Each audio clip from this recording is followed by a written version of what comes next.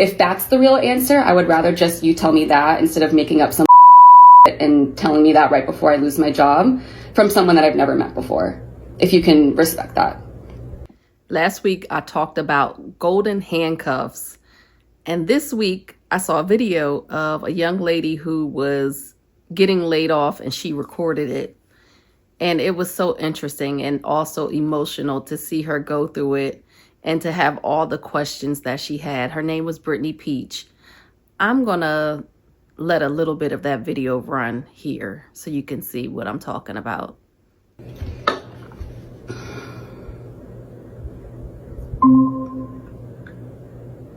Hey, Brittany. Hi. Yes, I'm so sorry. My name's Rosie. I'm just joining the call. Hi, Brittany. Hi. Thanks for meeting with me and Rosie. We have an important meeting today. We finished our evaluations of 2023 performance. This is where you have not met Cloudflare expectations for performance. We've decided to part ways with you. Yeah, I'm gonna stop you right there. Sure. Wait, yeah, no, can you explain for me why Brittany Peach is getting let go? I won't be able to go into specifics for numbers. Wait, why though? I just started, I've been working extremely hard. So am I getting let go for no reason? If you guys can't give me a reason? I have been working extremely hard. I just knew that this meeting was coming after knowing what's been happening with my peers and how extremely frustrated and upset everyone is. I know you guys must not be able to understand that given in the positions that you are in, and it must be very easy for you to just have these little 10-minute, 15-minute meetings, tell someone that they're fired, completely wreck their whole life, and then that's it with no explanation. That's extremely traumatizing for people, if you can imagine that. And I don't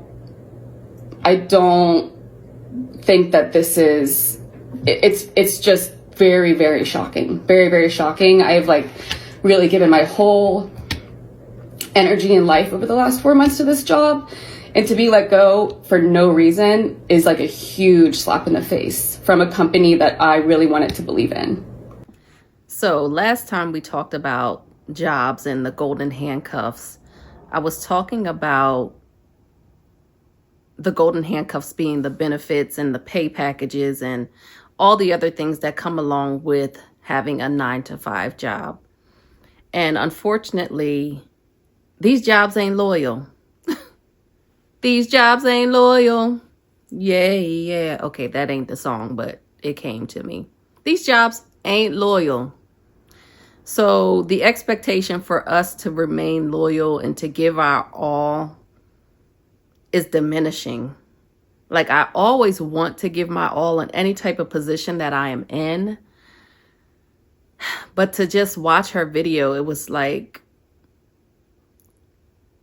they have all of the control. When you're at a job and you're getting paid via that job, they have the control to let you go at any point in time for any reason. A lot of these jobs are at-will jobs. But they want you to be loyal and give 2 weeks notice, though. 2 weeks so you can look professional. 2 weeks so that they can be more prepared to put somebody else in that job, because you are replaceable. You are replaceable.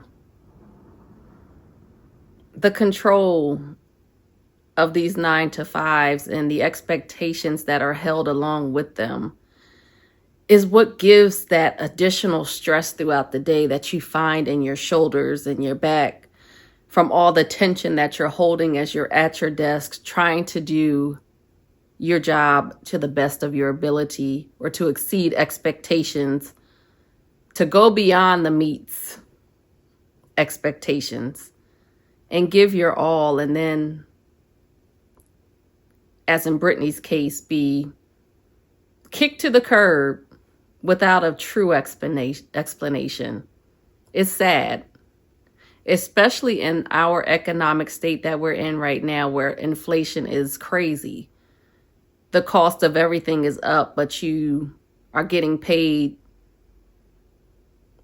not your worth, or not even something where you are, what do they call it? The standard of living the living wage. So as everything is going up, your pay is stable, but you need more than that. I just felt so sad looking at this video, and you can, put your thoughts in the comments as well.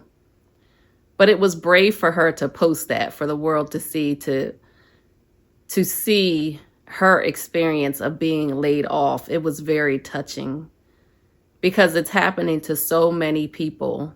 And you never know when you're next. You never know who's next or why, or even if they give you a reason or not. You just never know. But right now they have you holding on to these expectations of what you're supposed to do for them. They want you to work, and just sit still and work. Get the work done. That's the expectation. Work, as Rihanna says. However, like I said earlier, but they ain't loyal. What do you do? What do you do? So for me right now, what I'm thinking of doing is, continuing to work. I don't plan to just go ahead and leave my job at all, but I'm planning to use my creative outlet and at some point try to make a business out of it. It's all a plan in the works. I don't have a lot to say about it right now, but I have a plan in the works. And I think everybody should have a plan.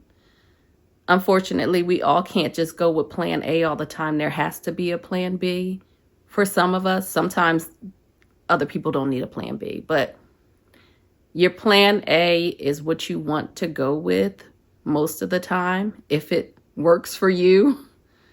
But you should always have a plan B, a backup plan, just in case. Just in case. I know a lot of people say, go with plan A, go full force with your plan A, don't worry about a plan B. And then there's those who say you need a plan B. You might need a plan C or a plan D. Everything doesn't always fall into line or in line with what you eventually had hoped in the beginning. So you may have a plan A, but you may have a plan A section 1. You may have to pivot sometimes. That's all I'm saying.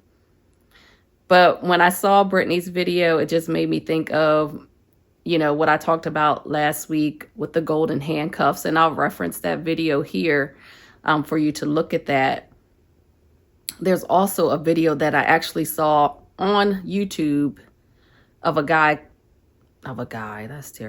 another creator doing some commentary about Brittany Peach's video.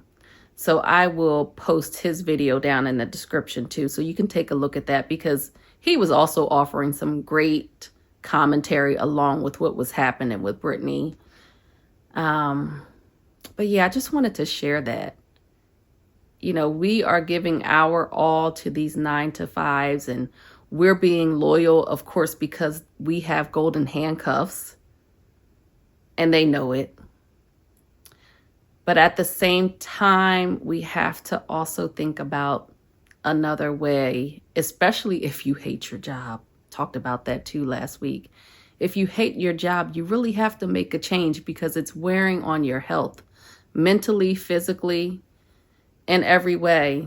You're taking out that hate on something else that you love. Normally it's your kids or your family or your friends. You're taking it out, or even yourself. Because that stress has to go somewhere, right?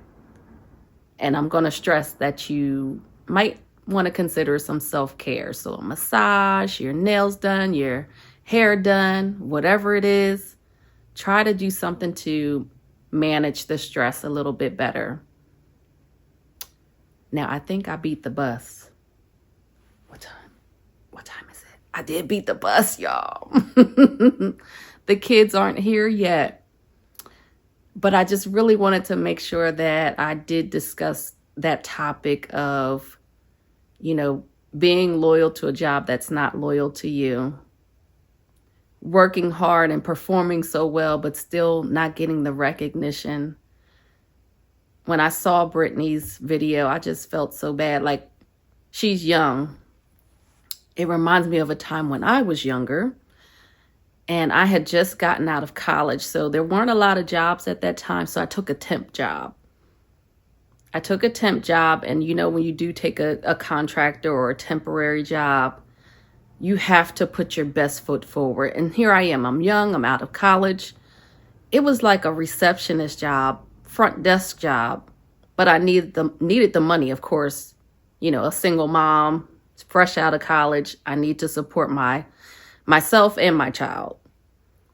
So I took the job. I was there for maybe a month and change. I'll say a month and a couple weeks. I liked the atmosphere of the job. The people around me seemed like they liked me at the job, which isn't always the case because people be fronting and faking and moving, sticking and moving, talking crazy about you behind your back. But anyway, the manager that I had, I knew he liked me. Like, we had great conversation. We had lunch together, things like that. Then one day I walk in the door and the lady says, "Michelle, you don't have to work today. We're going to let you go." And I'm just so confused. Like, I'm having a good time.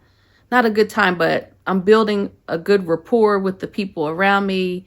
I'm supporting the others because, again, it's like a receptionist front desk type job. The lady says to me, "We're going to have to let you go because we think that you think you're too good for this." What? How are you in my mind? I will never forget that. I walked right behind her because she said that and walked away. "Oh, you're going to explain." I felt like Brittany in that instant. "You're going to explain what you just said to me. Why you said it, because it doesn't make sense to me. And I need you to explain." I waited for an explanation and she said, you know what she said? "I don't have to give you one." There was nothing I could do. I felt defeated. I felt like, are you serious? Like, you're playing with my life at this point in time. You're playing with my money. Because you think that we think that we think and we think. We think that you think you're too good for this. When I look at it now, I was too good for it. But at that point in time, I needed to do what I needed to do. And I'm sure that I was performing well, just like Brittany said. But I'm never, like, I don't give off the I'm too good for this type of vibe. If I need to work, I need to work. I will work 4 or 5 jobs. I did that too. I'm never too good for anything. But for you to say that to me as a young college grad, single mom, how am I too good for this? Oh, okay, let me get out of it.